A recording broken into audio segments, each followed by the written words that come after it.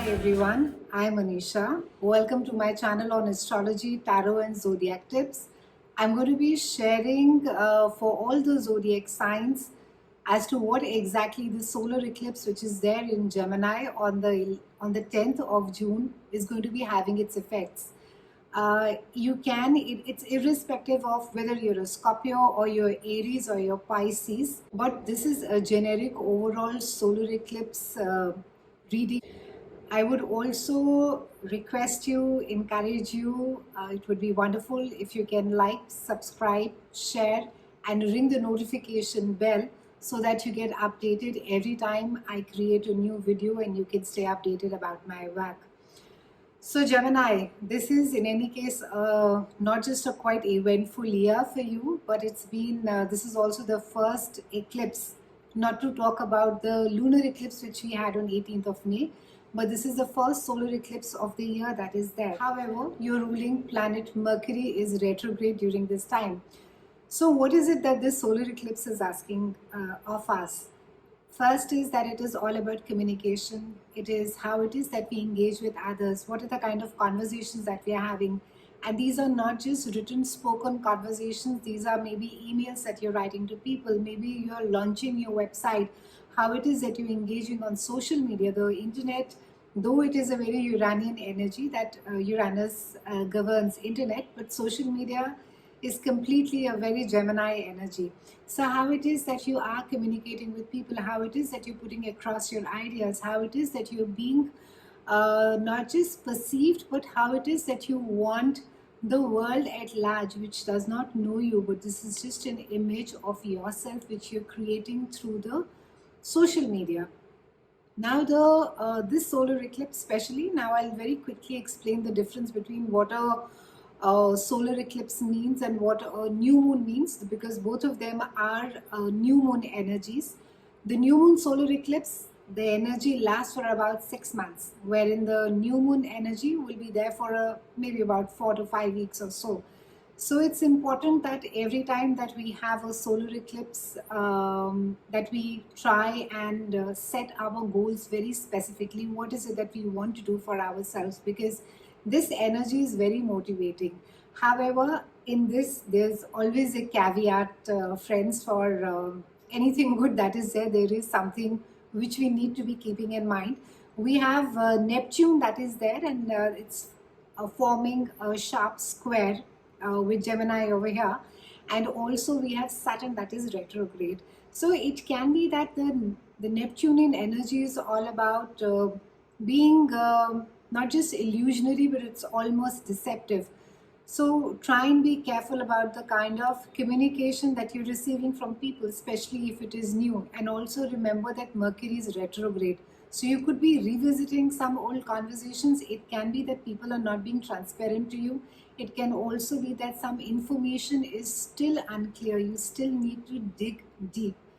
Neptune can also not allow you to look at the truth. Neptune has this way of looking at life through a split screen.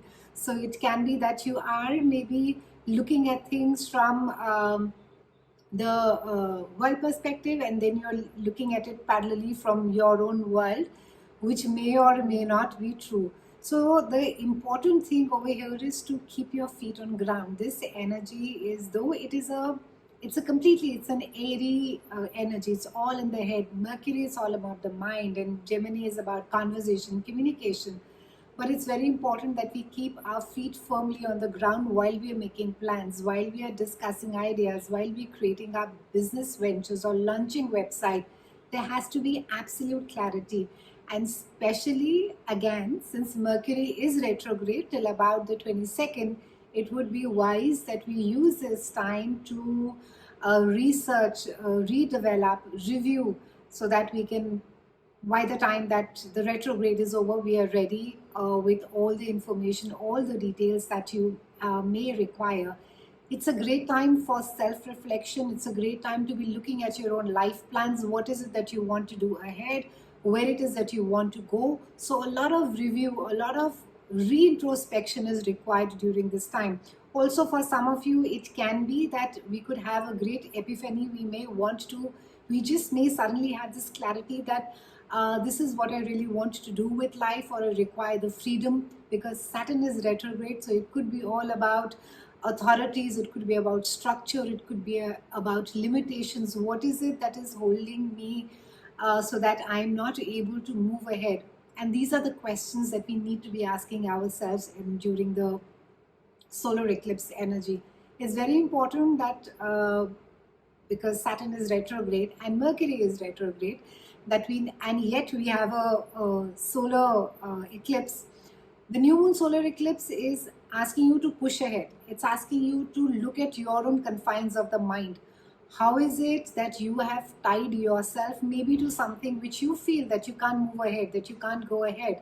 What is it that is making you not get outside the box, get outside your mind and get out and achieve it? Maybe you've become just a creature of habit, and maybe you keep telling yourself that, oh, my health is in such a bad state, it's because I have so and so. There could be n number of excuses which your mind could be giving you, and it may not be the reality, because we have Neptune over here as well. So it's a wonderful opportunity for all of us to just look at our own habit patterns, look at the things which are not working for us, which have stagnated in our life, and they frustrate us, and yet we do not know what to do about it. It's a good time to be reviewing those and also looking at them very dispassionately, because even though this is an energy, it's all about keeping your feet on the ground. So do a reality check, see as to what it is that you would really want to do for yourself. New moon solar eclipses are wonderful for self-care. It's a great time for positivity. Stay upright, stay positive. Even the vibes that you have, often when we think of people and we always get a little irritated, oh, he's not called me, she's not called me, and I don't like her, she said this to me, he said that to me.